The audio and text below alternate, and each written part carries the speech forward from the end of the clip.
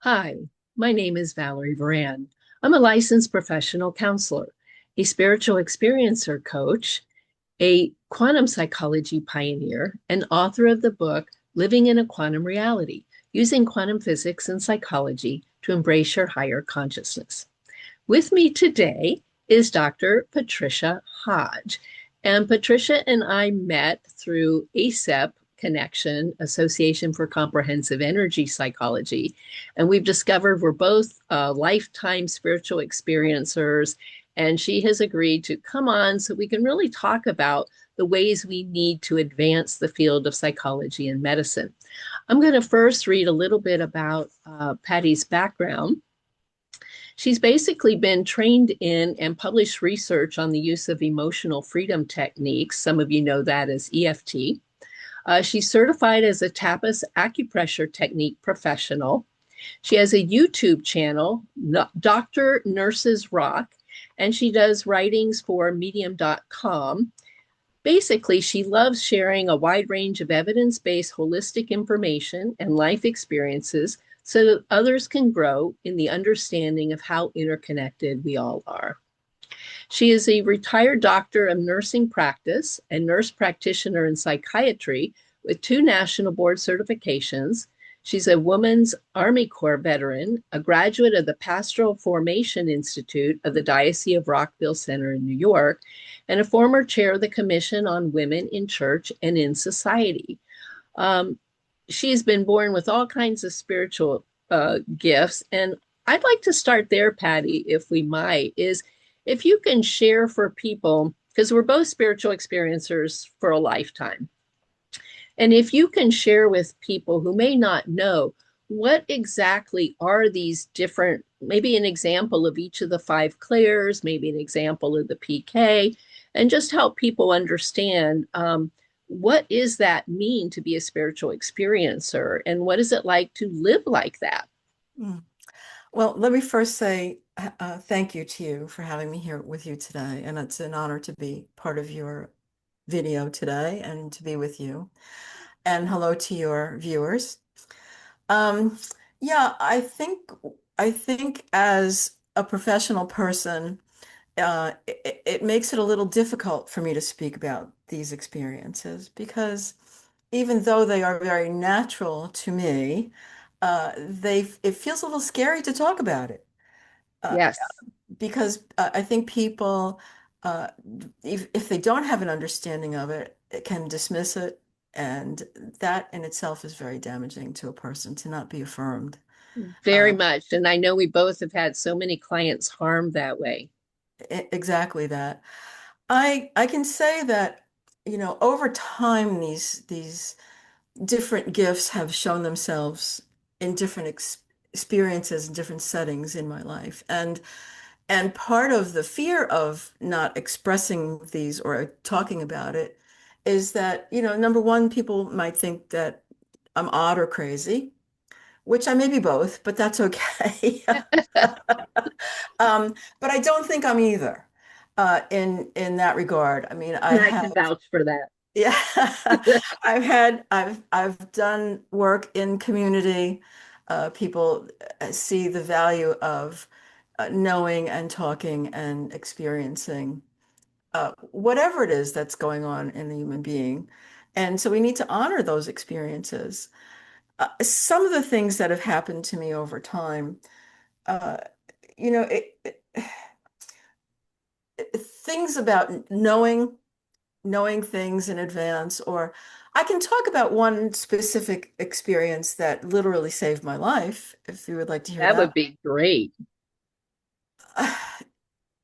There was a time in my life when I was going through a very difficult marital situation, and I had become part of a community in a local church uh, that my friend invited me to be part of that little small Christian community.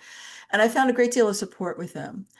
And I was having very difficult dreams at the time, nightmares basically. And one night I dreamt that I was traveling down a road that I didn't normally travel down. And when I got to the red light, um, I started through the red light and a white car crashed into me, into the right side of my vehicle. And of course, I woke up Hmm. terrified. It was a terrifying experience. It turns out that a couple of days later, I was actually driving down that road. And I got to that particular crossing. And when the light allowed me to pass, I stayed still. And a white car came barreling through the red light. So I saw that as the spirit saving me, giving I me mean, a that's chance. absolutely precognition. Yeah, that was a way that I knew that that somehow I was being protected, that some entities were being not only protective of me as a human being, but wanted to warn me and to tell me it's safe and okay to pay attention to these warnings, these things that are happening. Now, you see, I was raised in a Roman Catholic family, and I went through Catholic school, and I was raised with the Baltimore Catechism, if any of your viewers have any idea what that is. Yes. And so, we were told we had guardian angels and we had saints that were interested in our well-being, that we could call friends, that we could call on to intercede for us with the big guy. Um, and Yep. let, right. And I so, remember it well. and of course, as a child, you soak that in and that becomes part of your understanding of life. And I want to say that, in my experience, it's all valid. And it's in no way contradictory to what we're finding in science. I think science is corroborating a lot of these things. Yes. So when I was experiencing so much distress at the time, there were other things that would go on. I took a job. Uh, it was a problem if I worked and a problem if I didn't work. I don't know if that makes any sense to you, but Yes, that it was the does. state. And so I was working in out home care, basically. And they sent me to a particular house to care for a person who was dying actually of cancer. And excuse me, she was bedridden. And I was doing my thing in the kitchen and I saw a dog. And no one told me there was a dog or that, an animal needed to be cared for as well as a person. And so I went in to ask her, and at the time she couldn't speak. She was writing on a board, and she said, the dog ran away. So I asked another family member, and they said to me, no, the dog had been hit by a car, I think was the story at the time. So why did I see this animal? Mhm. Um, and obviously it was quick. I thought, well, maybe the dog just went outside or whatever. And but that made me wonder what was happening. And I knew I had feelings, I had gut feelings, as they call them. Things were not so good in that household at the time. And I wasn't sure what that was really about. But I did finally, at some point, was sat down at one of the tables in the kitchen, and a family member disclosed to me some information that was extremely frightening and damaging. And as a mandated reporter in the state where I was working, I had to contact my boss and say, listen, this was disclosed and something has to be done about it, and I don't want to be here.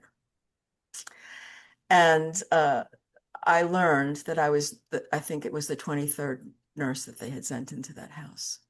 Wow. And no one had come up with that information before. So just the idea of paying attention and being present to other people so that they feel safe enough to disclose what's happening to them. So it sounded like you were picking it up like an energy sensitive, picking up a level of trauma in the house that caused you to ask this family member certain questions. Um, yes and no. I was picking it up and I knew it was happening. I could feel it, but I didn't know exactly what it was because no one had warned me about it beforehand and no one was speaking about it. And I think I just was a safe person. Yeah. And so I did not probe. I sat quietly and let this disclosure happen. And then, I told them that I would take care of it. So that in itself is sort of how life was going, right? I could sense that something was up. I had a boss say to me once, "You have an uncanny ability to root out discrepancies." Well, it wasn't something I was deciding I was going to do. It just seemed obvious to me. Hmm. And, I didn't have to dig. So it's that kind of knowing about certain things. It Bes- sounds like that's like a clear cognizant. yes, claircognizant. Yeah. I can say that over time, all of the clairs showed up in some way or another. I had an experience with a friend of mine, again, during this difficult marriage experience. I went to a small Christian community in Cleveland with them. We were in the car together, and she knew me from childhood, so it was not a surprise that, but it was a surprise to me because it was the first time that I physically felt my third eye opening. And I Mm. said, "Oh, I can see something. Um, I see, who I thought was this person that we were going to see, a man with a white t-shirt with black letters, but I couldn't read what it was." So I just said that to her. She said, "Okay." And when we got there, we were greeted by our guest, our host, who was in a white t-shirt with "Choose Life" in big black letters on his t-shirt. So while we were there, other experiences happened in prayer where I physically, I physically got a very severe headache and felt very nauseous. And I said, "Something is wrong."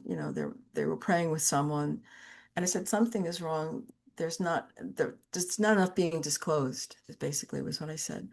So my friend went down and talked to the priest at the time, who was, I guess, working with this person, and they asked me to pray. And I was physically sat down in a pose, just out of something just sat me down and literally told me what to pray. I could hear that. And Wow, when we powerful. got, yeah, when we got to the word resentment, I was confused. And I wasn't sure whether I needed to say that. But then when I said it, um, things happened. And so we had, a thunderstorm and shadow and peace. So those kind of things were terrifying to me when I looked back at them. I said, "What is going on here? Why is this happening? How do I handle this?" So are you saying that at the time you were being guided as to what to pray, even the position to get in, Yes, a thunderstorm outside started? yes. Wow. And then when you finished, There was like peace. There was peace. peace. Yes. And this person came to me and said, "I knew you knew something. I knew you knew something." She looked at me and said, "Well, I didn't know that I knew anything." But the reason that I feel even it's okay to speak about this now, it was decades ago. Hmm. And those things were not daily experiences. They were extraordinary experiences with people that were extremely spiritual and very careful about the work that they were doing and the people that they were bringing in to work with them. And so that in itself makes me feel like it's okay to say that because it doesn't happen regularly, right? These are extreme experiences that happened in isolated moments in history for me. Hmm. Other time, and one other time that I can tell you about that was powerful, and this is after I learned energy psychology, and the path that led up to that was having this sensitivity, being with community that recognized it, that did not in any way make me feel odd or sick or sad or whatever it is that people feel after experiencing these things and not being affirmed. But I also became part of I learned therapeutic touch. Hmm. Now, this is going way back, okay, into the 80s and 90s, early 90s. Well, and I So love that because it brought energy healing directly into the nurses group, that's right? right. Yeah. So that's when that that to me said, okay, I'm not the only one that has these sensitivities. I'm not the only one that would like to learn how to direct them in a way that helps people. Because in Catholic charismatic communities, you will see when people are in prayer that they'll be knocked over by the Holy Spirit, they'll say, right? You'll see they'll be in prayer and they'll fall over. And some people will look at that and not believe that that's actually something that's real Mhm. in some way, right? I can say that I've had that experience. So I know that that there's much power that can be directed to heal, and that if the mindset is to be a healer in the world and to be available to people, that things will open up that you may not be prepared for. And to understand that it's most helpful to be in a community where, Well, and maybe there I would just like to tell our viewers that lest they be afraid, um, your intent seems to, it either is natural or your intent is there. When your intent is the opposite, to not have these experiences, it does seem that free will shuts it all off. yes, And so you will only get usually what you're open to, even if it's subconsciously open to, or what you allow, or what you really desire, and it will follow.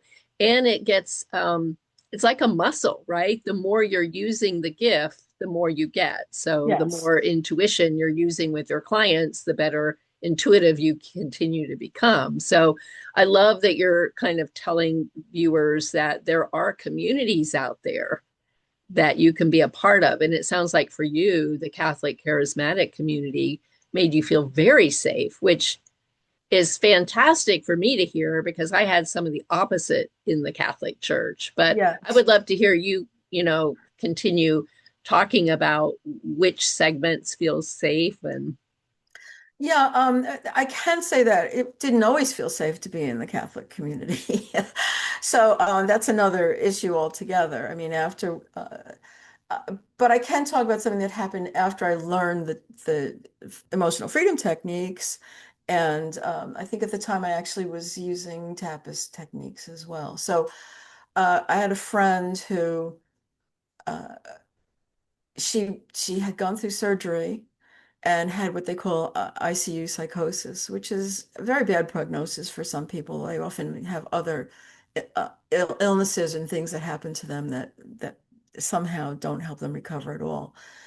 And so I had just gone to visit her, and she was not really, what can I say? She wasn't speaking at that point, and her spouse was in the room. And I just said, well, I'm just going to do this technique with her. And because I was in a hospital room and I didn't want to be thrown out, um, I didn't make a big show of any of this. I just gently tapped her on her points, and I mostly used her finger points. So I would once in a while go through the whole routine and then mostly sit there and just tap the fingers until I saw a response that I was happy with. Now that I could have missed it, but I was watching her pretty carefully. I watched her body like go have a shock. And I said, okay, that's enough for now. And so I said, I think I'll stop and you'll let me know how things go. Well, the next day she had fully recovered from that experience. And she asked her husband, well, where was Patty? Did she come up to visit me? Like here I was in the hospital, and my friends didn't even come. He said, "What are you kidding?" Basically to her, like she came and she actually helped you, and the nurses were kind of astonished that you had come out of this situation. So that's the kind of thing that has happened over the years. Just to be a nurse. Uh, and nurses in general can be very intuitive, in general, if they allow themselves to be. right because they're caregivers. And so Yes. if someone has the intention to heal, you will pick up healing gifts if you allow. That's right. And part of this too is that, part of our job is to be aware of everything that's going on in a milieu. if you've been trained well, that is, you recognize that is your whole job, is to see what the sunlight, where the sunlight is coming in the room. If it's too cold, if it's too warm, if it's, if there's water on the table, if the patient is breathing properly, if the color is good.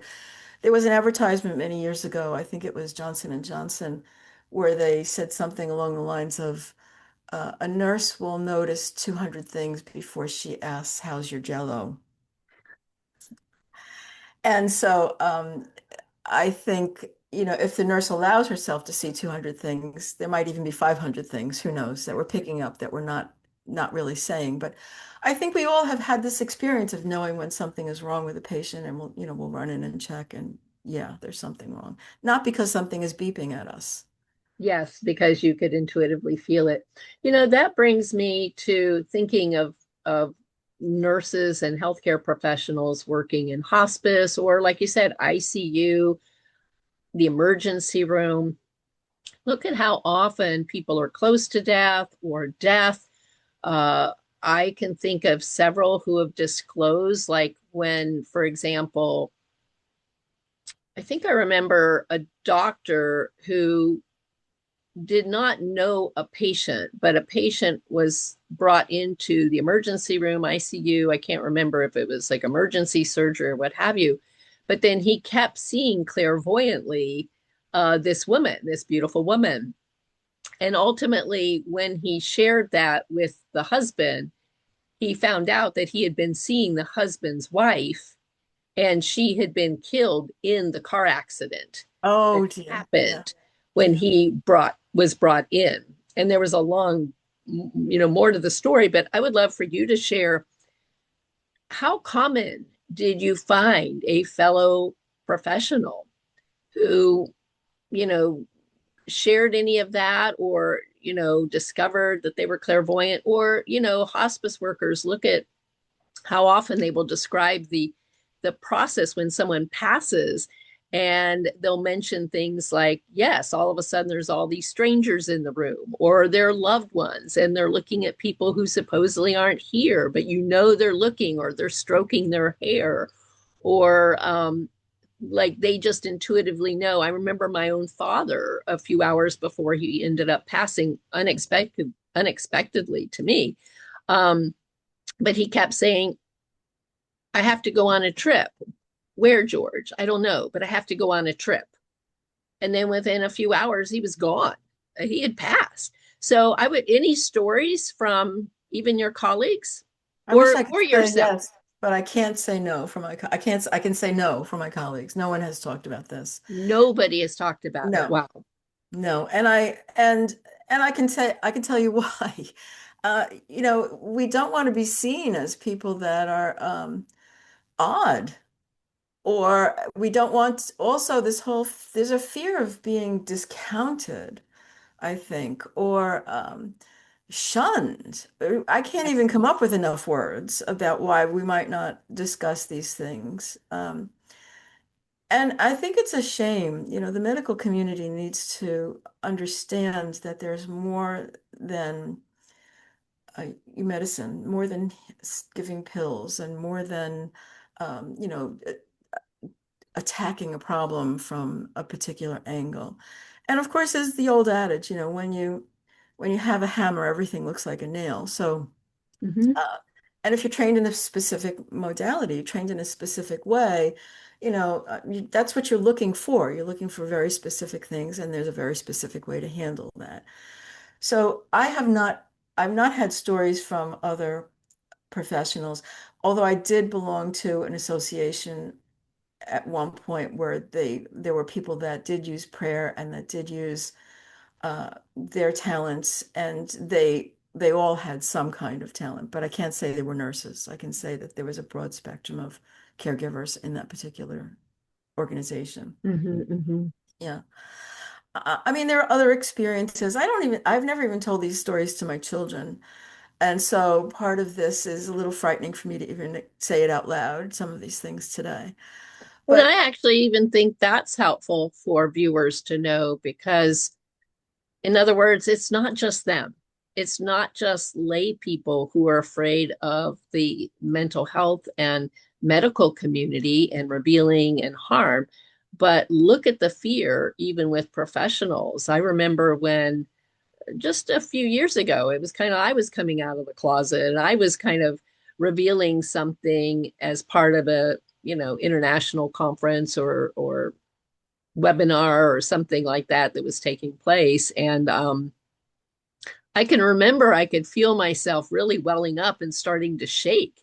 And I don't usually have a fear that makes me shake, but I could feel it, like you said, the way people respond. Yes. And yet, no wonder it's becoming so important to me to get the word out, because I love the research that shows that between 30 and 50% of people are experiencing something. According to the latest Pew report that I had looked at, I think it was like around 30% or so have even seen a ghost, for example, right? So seeing something that's not there, 30% to me is a high number. That's 3 out of 10 people. That's correct.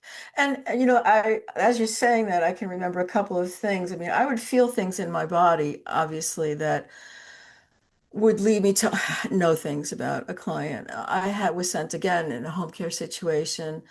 And when you're in a patient's home, it's a very intimate setting, right? It's all of their energy is in this space. It's not like you're in a hospital where some of that may be dispersed and, or out in a larger environment. And I was not given any information about this person's situation. When I walked in, my head slammed with pain. And Wow. I ran to the ladies' room and the bathroom, and I vomited. And I sat down and I said to the family, I said, listen, I don't know what's wrong. I don't think I can stay. Obviously, something is happening to me. And I had called again, the boss, the headquarters, and said, listen, I have a headache, I'm vomiting, I'm not sure what's happening. Can you send someone else? Well, I was waiting for that relief to come. I had sat at the table to see if there was any, like, something I had to do immediately for the patient before someone else came, medication or something. And she had a brain tumor.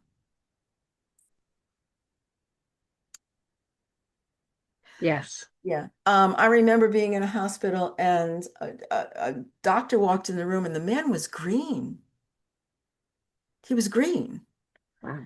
What I saw was his chakra, I assume, at the time, right? He was a cardiologist.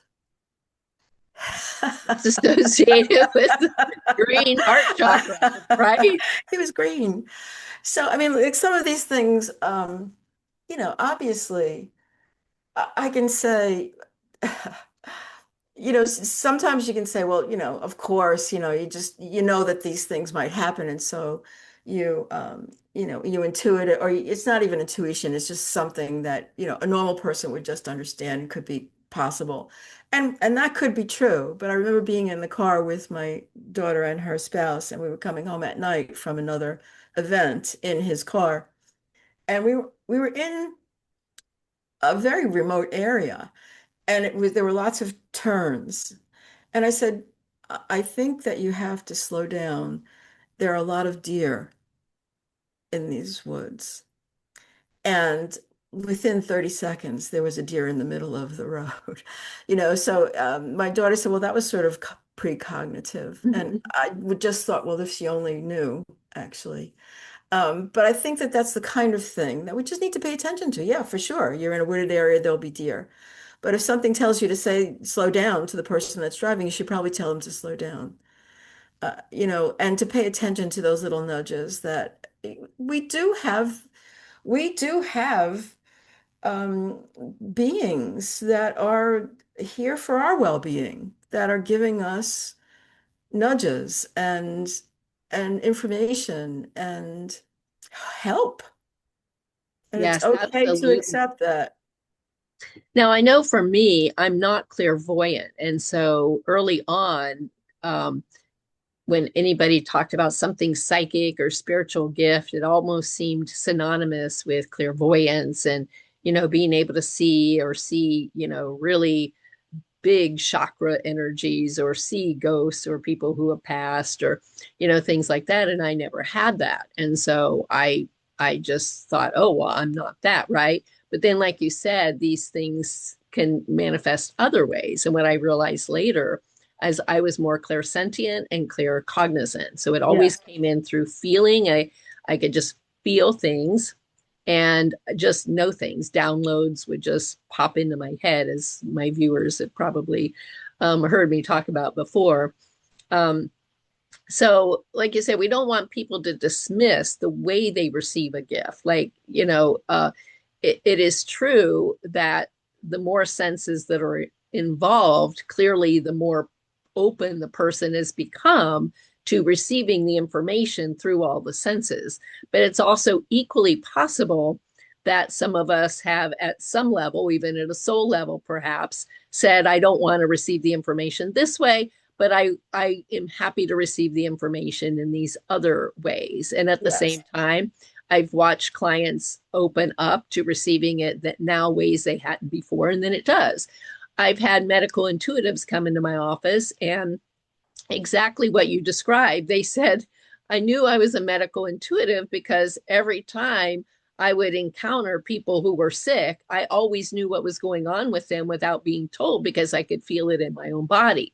Well, clearly that is the case for you. I mean, if I mean, technically you're a medical intuitive, whether you practice or not, because if you walk into the room and you automatically have a splitting headache enough to vomit, and you find out afterwards that this particular patient has a brain tumor, that's pretty much verification for you, even if, we have a lot of people out there that naysay.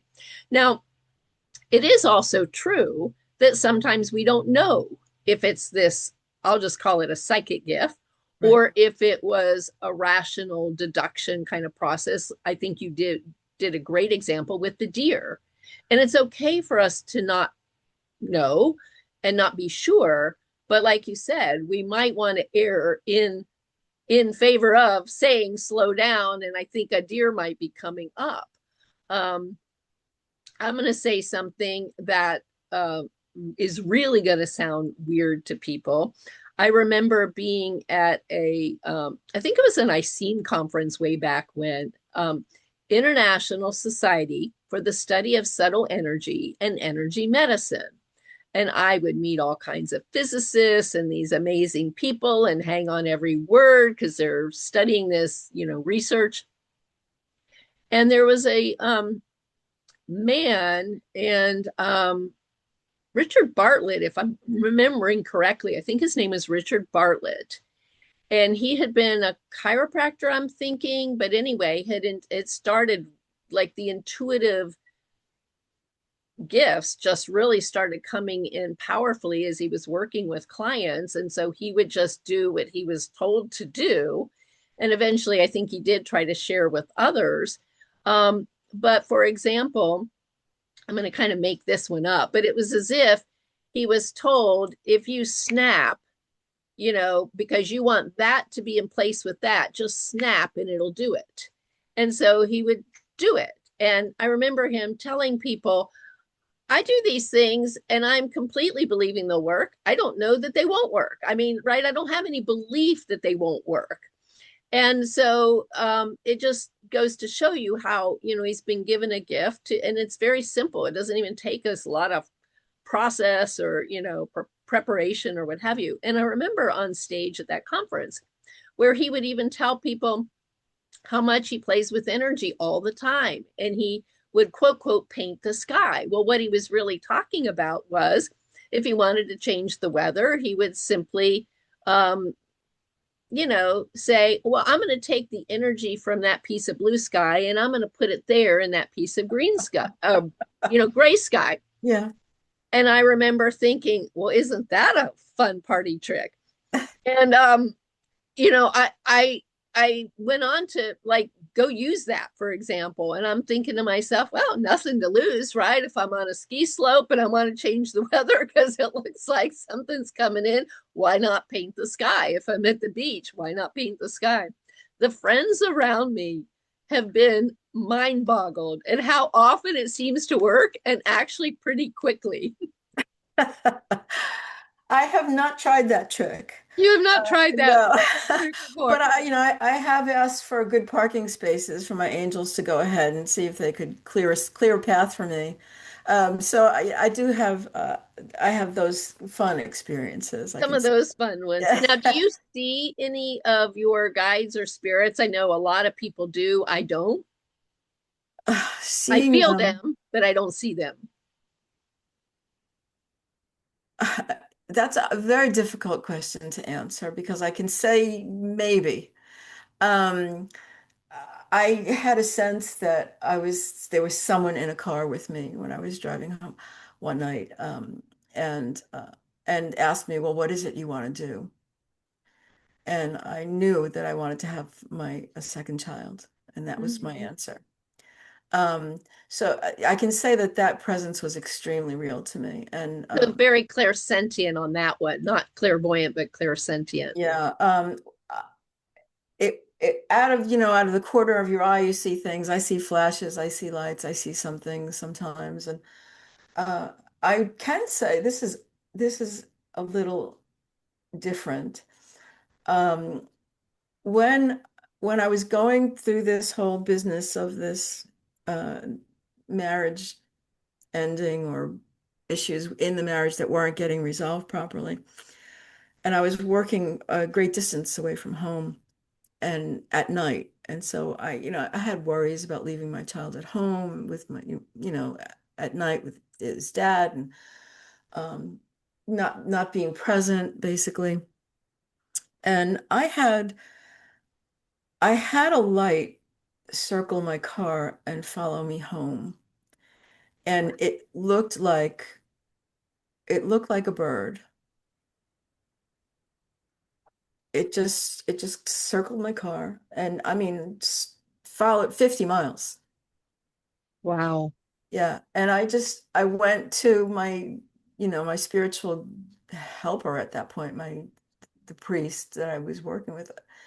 And he put me in touch with someone else another priest who called himself a metaphysician, and he worked with me for a couple of years. So I know that people need to pay attention when your lives are in turmoil. My energies sort of were all over the place. And it really does help to have someone who knows what's happening or has an idea of what's happening and how to help you. Uh, Absolutely. Now, in what way did that priest help you? Often it was more painful than happy stuff. I mean, he would say things that would resonate and would make me think. I mean, there were things I only remember some things that would start sort of a transformative process internally, like things he would say things like, "Well, death doesn't end a relationship." Um, I remember him saying, and when he was describing how people experience information, he was really talking about the filters that go through people. And he said, I think it was a yellow message through a blue soul comes out green. Interesting. Yeah. One minute he was fine and kind, and then the next minute he would say something that was my mother. Oh, interesting.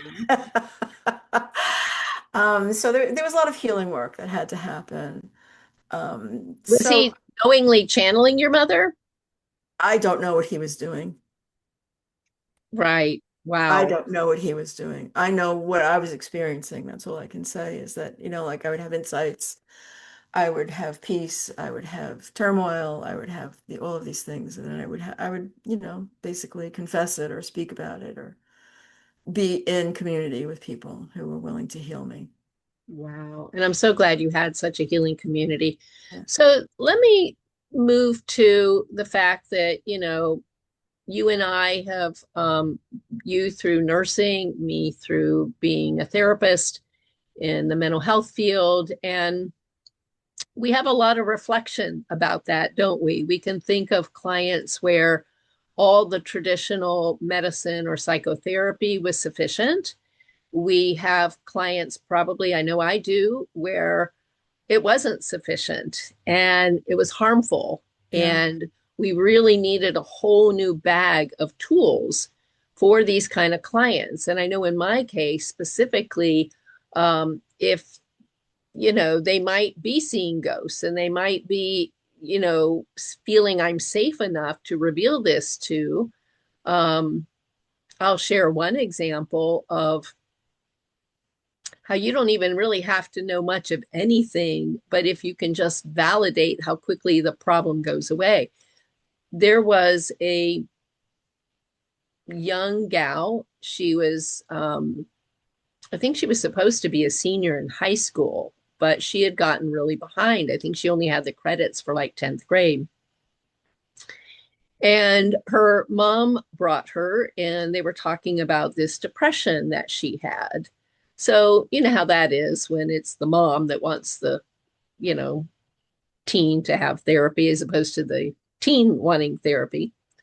But I think of the kinds of books that I had on my bookshelf, within a few sessions, she felt safe. And she told me that she sees shadow people. Mm. And so I could tell that what she was revealing to me was that she sees ghosts. She sees them as shadow people or entities, whatever we want to call them, astral figures, a lot of names for them. And what had happened was she was so worried about, is she going crazy? Because she knew that not many people would understand that. So the more she wondered, is she crazy? The more, in a way, it was harming her because it was really shutting her down. It was stunting her. And she ended up basically in a huge depression around it. And no wonder she had fallen so far behind, which on top of that adds embarrassment and shame and humiliation. And then the depression sinks in even more. And it's this horrible negative spiral, isn't it?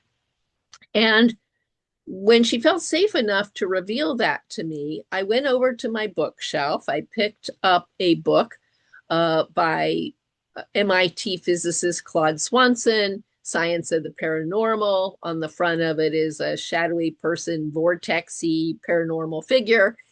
And I said, well, this is a pretty smart guy. He's an MIT physicist. He completely believes you and he studies these things. That was enough. Yeah. She was so relieved at being validated that really what we did is I talked to the mom about letting her take her GED so that she could just move on into community college. And that's what she did. And then everything was fine. And she just needed that validation. And I'm just wondering if you have certain clients or types of clients that your fellow nurses really need to be able to use this knowledge with and how it might really transform things. I can say that a lot of nurses have not been trained the way that I have been trained. So I can't really speak to the whole nursing community about that.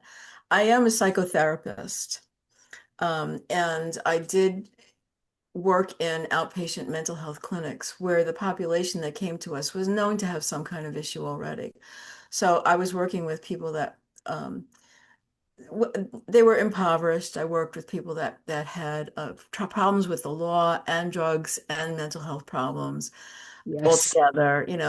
So I was dealing with also first episodes of psychosis in young people, and that was often after, using drugs or something. And so the population that I was working with was not really amenable to like that kind of patient education. They were either very, very mentally ill at that point, or there was real history documented of severe delusional stuff and all of that.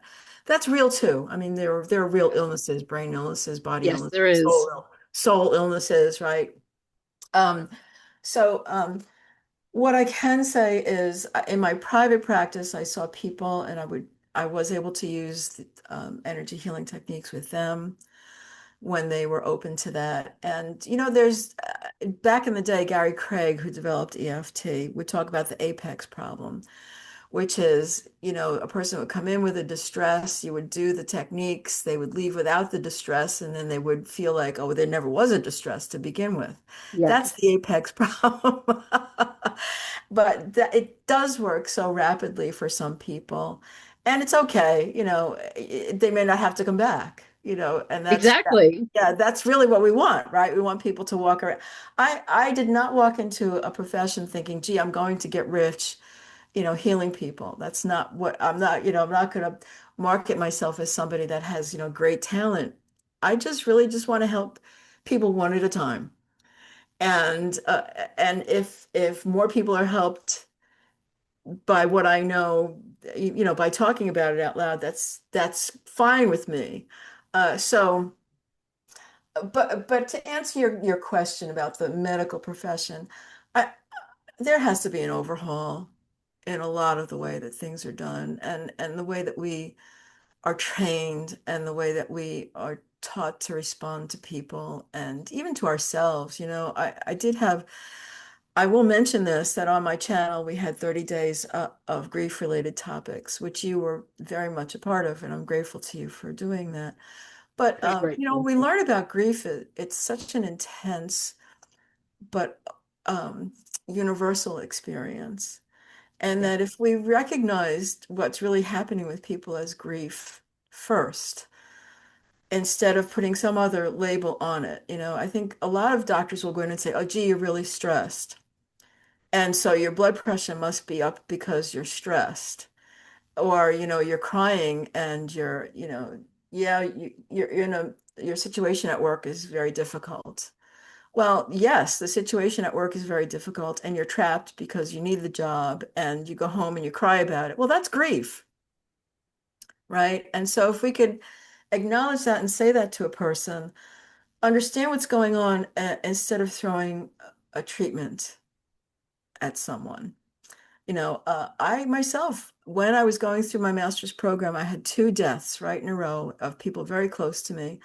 I went to a colleague, he meant no harm. But, instead of saying to me, listen, this is normal. You're grieving. You're Yes. right now, you're trying to single parent. You've got a very tough job with difficult people, both staff and patients. And, like, let's talk a little bit. Let's have some time. He prescribed an antidepressant, which put 40 pounds on me and it did not solve my problem.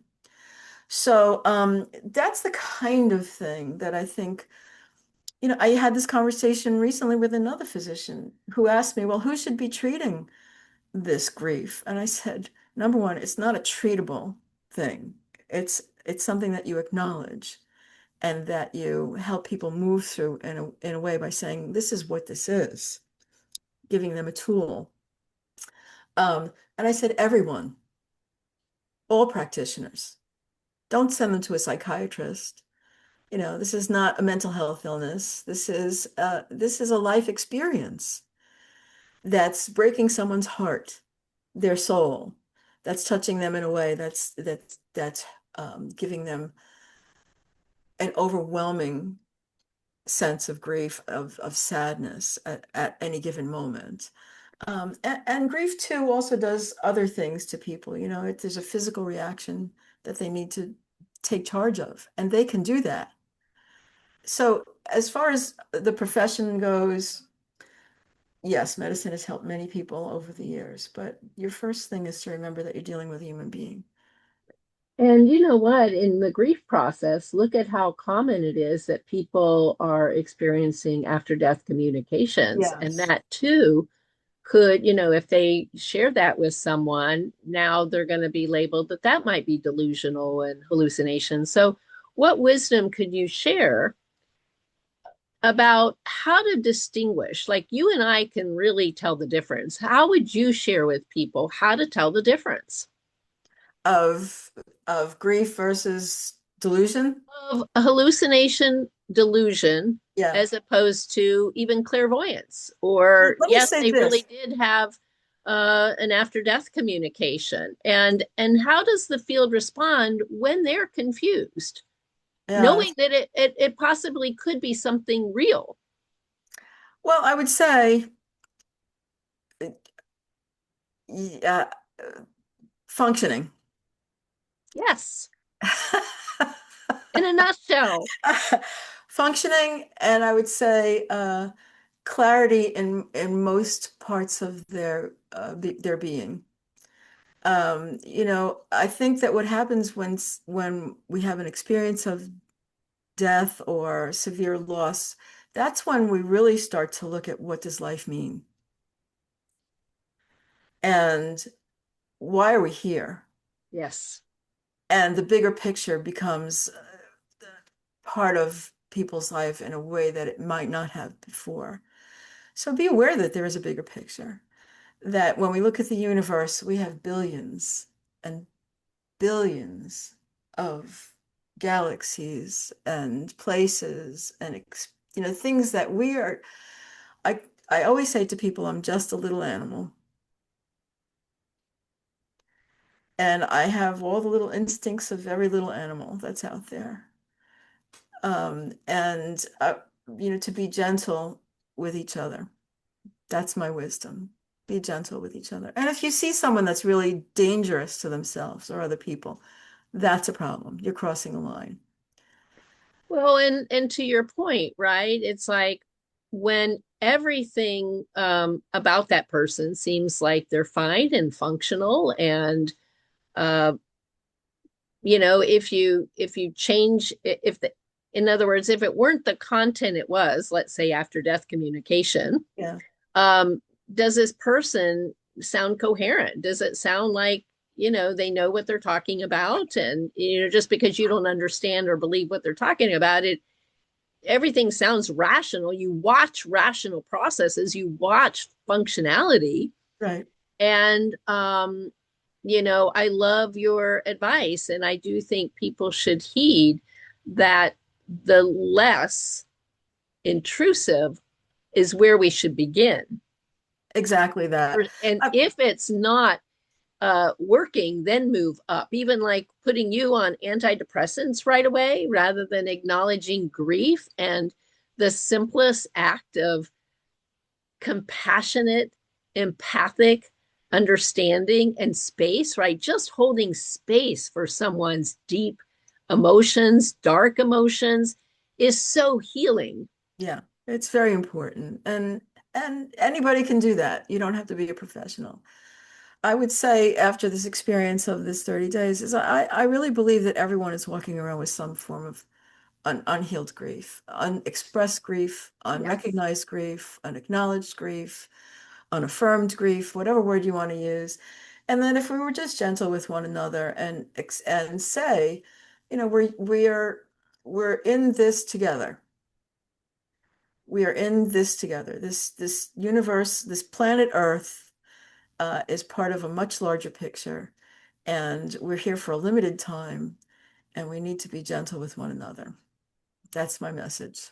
Absolutely. And when you're thinking of how interconnected we all Yeah. are, what would you like to say about that? I think that people need to reflect. There was a book years ago called Original Blessing by Matthew Fox.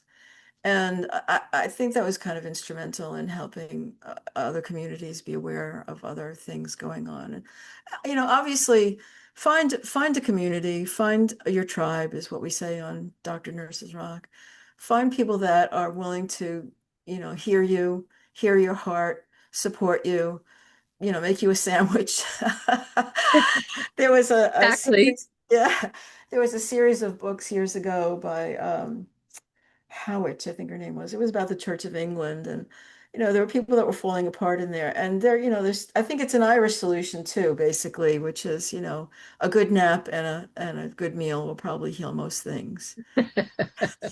Well, and like I said, at least we're causing no harm. That's right. Um, before we finish talking for today, I am just thinking of energy psychology in general and tapping and the fact that that is a holistic modality now. Like you said, it's non invasive.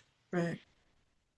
And it's something that we can teach people how to use it for themselves, as well as be able to use it with a practitioner in certain situations. But I would love for you to talk more about what is it you will see in a psychotherapy client, or you gave an example. I love that, of the ICU psychosis situation. But you're going to have you know our viewers, right? They're going to have people come into their offices, and they might be mental health practitioners, they might be nurses, but they're wondering, well, when would I use this? If I got trained, how and why would I use this compared to my Well, other tools? yeah, let me say I wasn't permitted to use it in the psychiatric clinics.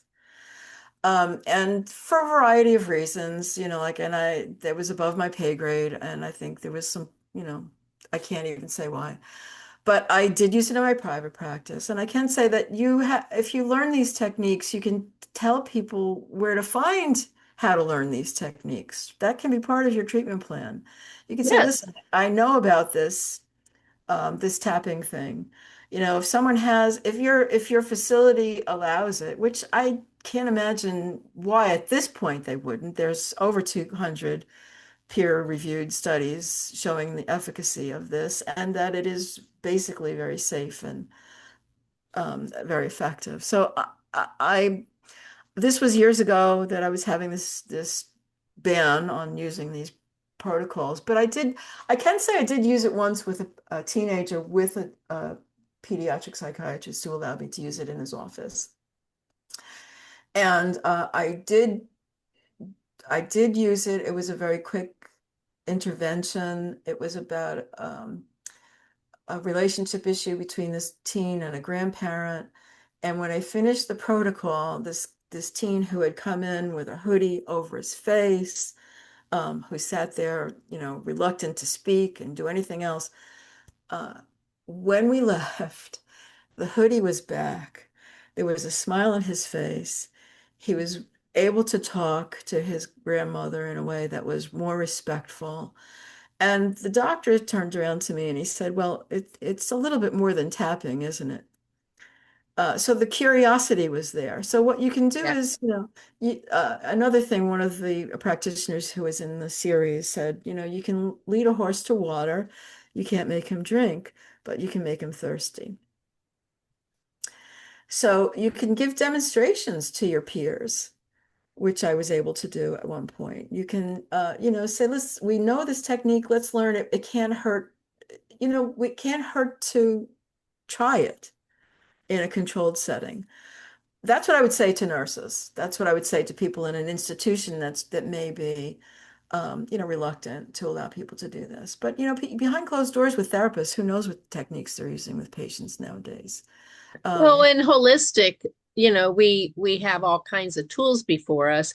How do yes, you decide whether, let's face it, most people are going to jump into cognitive behavioral therapy, right? Really but kind of that's what you get relate. paid for. I'm sorry to interrupt you. And that's true. That's the system.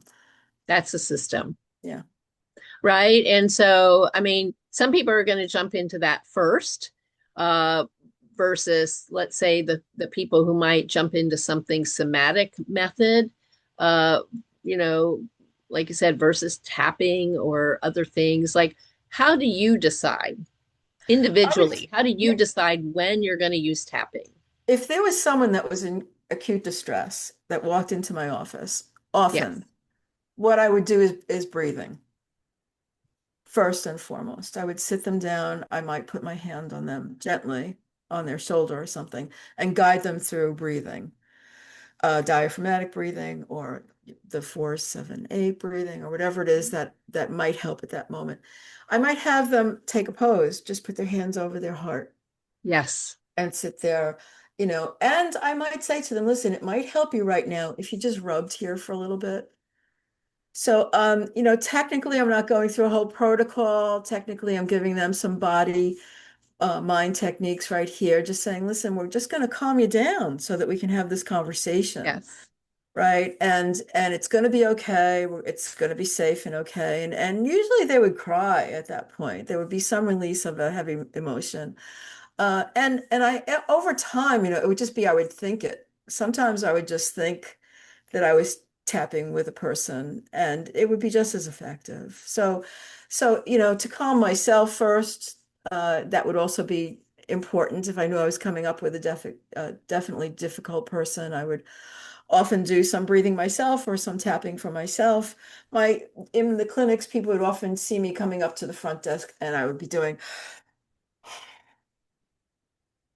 before I got to the front desk to take the next person in. So I'd be clearing my own energy, so there are ways to do this that are not so visible, but they are equally effective. And then, the imagined tapping is just as once you're good at it, and once you know that your intention is there, and that your energy field is intact, and that you're able to, be being engaged with this person, and not being harmed, or them not being harmed by what's going on there.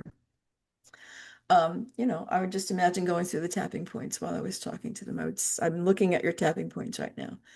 So, like, between the eyes, and on the side of the eye, and under the eye, and under the nose, and under the lip, and collarbone, and under the arms. And so I'm relaxing myself. I'm sending you my love and healing energy, and hopefully that will bring us both to a calm place.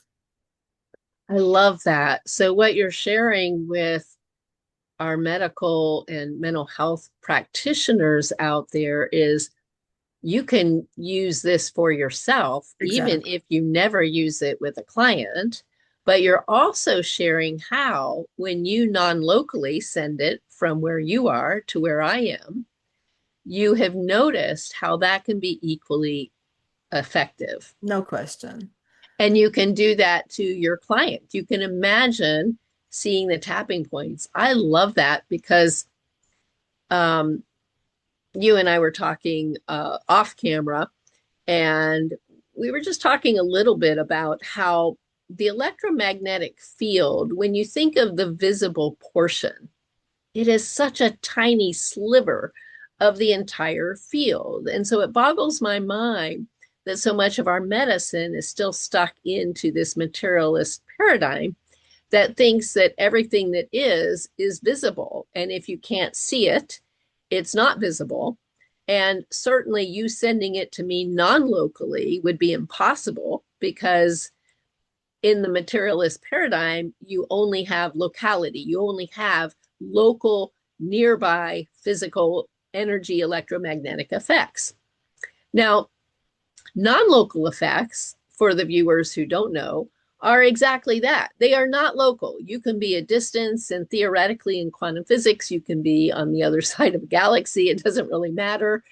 And somehow these connections are happening non-locally. And to me, that whole topic is bringing us to even more evidence for consciousness being non-local, right? And so no wonder we might have these effects, is because if your consciousness and my consciousness in the non-local, more quantum informational realm, if you will, is interconnected, is entangled, perhaps. Um, no wonder when we put our attention there in consciousness, we are directing it. In some ways, right now, a painting metaphor is coming up in my third eye, and it's as if we can paint the space with our attention, where our eyes look, where our mind goes. Right. The energy will travel there at a quantum level. We can't call it energy, but we don't have another word yet. But it's as if our energy goes there, and it can be just as effective. Now, whoever we're doing that with, right? If it's a patient, 4 feet away from you, and you're not touching them, but you're still looking at their crown and their eyebrows, and like you said, above the lip, below the lip, the I love these ouch points here. Yeah, the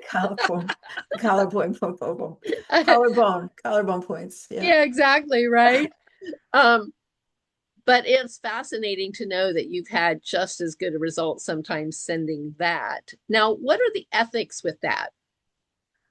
Uh, I'm not sure I think our first ethical experience. responsibility, I should say, is to do no harm, right? So I don't think it's harmful to wish good things for people. I don't think it's harmful to, send love to someone. Um, and in that regard, I think, we're just, if this is calming to you, we teach children to sing songs and clap their hands and stomp their feet. And, you're just taking charge of your own body. You're allowing in what you allow in. And, in a therapeutic setting, I think that, um, it's not a treatment in that regard. It's an engagement with the client in a way that helps them to be calmer and to be more present. That's how I see it. Now, I'm not sure that there are any written ethical guidelines for nurses about doing those things. Well, We do have clearly a not, code. because we're not, they don't even exist, right? Right. Like none of that exists. So we don't have ethics around. But Well, I I have to, agree with yeah, you that our ethical responsibility to me is being able to listen to the client. Why is the client there? And if the client is wanting healing, then in a way, I feel like we have the ethical responsibility to do healing in the fastest, most efficacious way that we know how to do healing. yeah, I think you're right. And it's a strange question. I think, people, if they realize before we had iPhones and you could actually, view people while you're speaking to them, you would dial a number and somewhere an invisible person miles away would hear a ring and they would pick up a phone and you could have a conversation. Well, you can't see what's going on there, but you trusted that when you dial that particular number, somebody would answer on the other end and you would be able to have that conversation. I think that when you walk into a room and you turn on a light switch, you're not seeing the electricity that flows through the lines to turn on that light, but you're trusting that if the bulb is working, you'll flip the switch and the light will come on, And I think that that's really all we're doing is believing that healing is possible. And it's possible because of whatever loving energy we're willing to engage with one another. Whether it's, a ritual experience or it's just sitting calmly and hearing what someone is or is not saying. For instance, a person in grief may not be able to say a word to you, but just being physically present is a healing thing. Any mother knows that. That's And held I a think the more we start learning about energies and electromagnetic and the quantum informational aspects of our beingness, the more we will understand why is it that holding space with someone is so healing? Why is it that when we can really be there and in rapport and empathic with a person, why is that healing? Like you said, it's like we're not touching a person, but I think we're going to start understanding that the space that we actually take up is full of beingness and energy and what have you. Like when you all of a sudden saw the green cardiologist, right. right? You were tuning into the aura, which probably is a combination not only of electromagnetic fields, because every atom, every cell, every molecule is emitting its own electromagnetic fingerprint, if you will. And that's how we detect certain things, right? Sure. By their spectral pattern, by what have you. And so it's emanating. Some people can see it because they have a wider bandwidth of antenna receiver cells and molecules as Right. opposed to the person who has a narrow one. I mean, we all know that dogs hear things we don't hear. We don't think that the dogs are hallucinating. No, exactly that. you know but I love the metaphor that you gave with the lights and what have you, because I think it's a great metaphor for anyone who wants to understand what is it like to be a spiritual experiencer, for lack of a better word, energy sensitive. What is it like to be that from birth?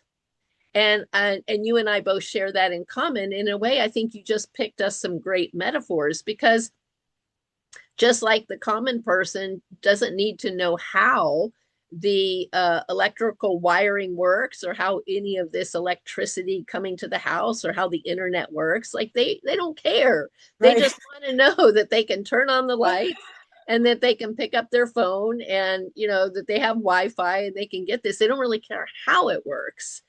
But as a spiritual experiencer, no wonder you just trust whatever gifts that you have, because they've been there. As far Right. as you're concerned, it's the lights working and the Wi-Fi is working. And and then you meet the people who are like, what do you mean electricity in the home? What do you mean Wi-Fi? We don't understand. And then a way, it's kind of what it's like when Yes. you're a spiritual experiencer, isn't it? Or an energy sensitive. What do you want to say to colleagues who are still in that left brain? They don't have these experiences, and they want to know, well, how is it that this energy psychology, this tapping, how does it work? Right? They're really wanting to know. And it's interesting, like, what is it we can say that will actually make them rest in peace about it? I think every practitioner has to come to it on their own terms. But if you're a scientist or you're in a field where science is key to what you're doing, go back to the research. Take a look at what's been written, what's been explored, what has been researched, and go back to the original research if you can and read about it and try to experience it. I mean, so many people nowadays go to Reiki practitioners, or they'll do it in their personal life, but they don't. It doesn't transfer over to professional life. And if it works for you, if you're going to go to an acupuncturist about something about pain, have an open mind. Have an open mind. It's not going to hurt you to learn. And there is plenty of evidence out there to support what's going on. And make sure I said this before on my channel in another smaller video, which is when you are looking for good research, look for good research, look for reliable sources, look for peer-reviewed work, read it, understand what's going on in there, how many people did they test this thing on, what were the results, were there any, negative results, and make an informed choice. That's all I can say about anything, is make an informed choice. Use your own discretion. Yes. Well, and like you said, I think, and maybe you and I spoke about this before we, were recording, but there are those people who won't come to this because they aren't ready, and Yeah, they probably shouldn't dabble with it because they're not ready. On the right. other hand, for the people out there who are ready, they feel this, they're just dying to, come out of the closet. They're like horses at that gate, chomping at the bit, to get out there. I love that you've pointed them in the direction of this research. There's so much out there, and I will say to them, um, there is the International Association for Near Death Studies. There is the Spiritual Awakenings International, right? University of Arizona has their Science of Consciousness conference coming up again in October. We have the University of Virginia and DOPS, the Division of Perceptual Studies. I mean, there's so many groups. We have the Institute of Noetic Sciences that was created by Edgar Mitchell, the astronaut. So I could go on and on. There's so many, and ASAP has been really studying tapping.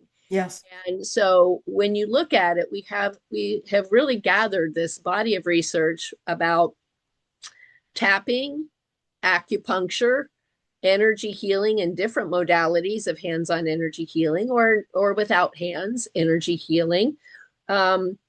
Near-death experiences, after-death communications, shared-death communications, precognitions, just like the kind that you've had, different clairvoyance, mediumship, reincarnation, past lives. There is so much data out there, and we've been gathering like really tons of it scientifically since the 1800s. Yeah. And so anybody who doesn't know about it, I really encourage everybody to go look at it. And like you said, the peer reviewed, the really good research. And there's plenty. If you want to know, there's plenty out there. And I will encourage that we do need to change in the direction of more quantum informational models of consciousness that will help us understand how are these things possible, so that eventually science and psychotherapy can change its ways to accommodate this, right? It doesn't make anything that they've been doing irrelevant. That's the message I might want to leave to them, is all of the tools that you have are needed, and most clients are going to really benefit from these tools. However, when it comes into these things that you and I have been talking about today, we really rather they do no harm. Send your patients who, they probably need a more trained person to do these kind of modalities. And especially if they're saying that they've had near-death experiences, or that they've, seen ghosts or what have you, like, don't necessarily write it off as hallucination and delusion. Look for functionality, look for, coherence in their speech and in their thinking, and watch how rational they are, just because you don't understand this one topic. So, Patty, I just so appreciate being able to talk about all these things with you. You're such a gift, because I do think more of us have to come out of the closet and start sharing these experiences. Yeah. And so we can help add to the evidence out there as far as how common they are, and furthermore get to the point where healthcare really does know what to do in these cases, and how to help people who have these gifts but maybe need help integrating that into their life. And the more medicine evolves in the direction and understanding of these gifts, the more people won't need help integrating it, because it will be right that they need help integrating it because they are surrounded by people who don't understand, or who are afraid of them, or who become afraid of the person for having these gifts. So no wonder, like you said, being shunned, no wonder people kind of keep quiet about it. So what would you like to leave our viewers with? I'm just grateful to have had this experience with you today. I was very nervous about talking about some of this stuff, as I think I shared with you. It's unusual. It does set people, it can make me feel like I want to be a hermit sometimes. So I would say, um, be gentle with yourself, understand that whatever is happening, somebody else has experienced it. And that it's okay to talk about it. It's okay uh, to to really want to take care of yourself and to take care of other people, and that help is out there. That's really what I want people to know, is that you're not alone, and people are there to help you through whatever it is you're going through. And I'm grateful that you were able to speak to me today. Oh, thank you so much. And yes, they can find you at what is it, medium.com, and your YouTube channel, Doctors Nurses Rock. And yeah, thank you so much. I so appreciate having you have this conversation with me today. Thank you, Valerie.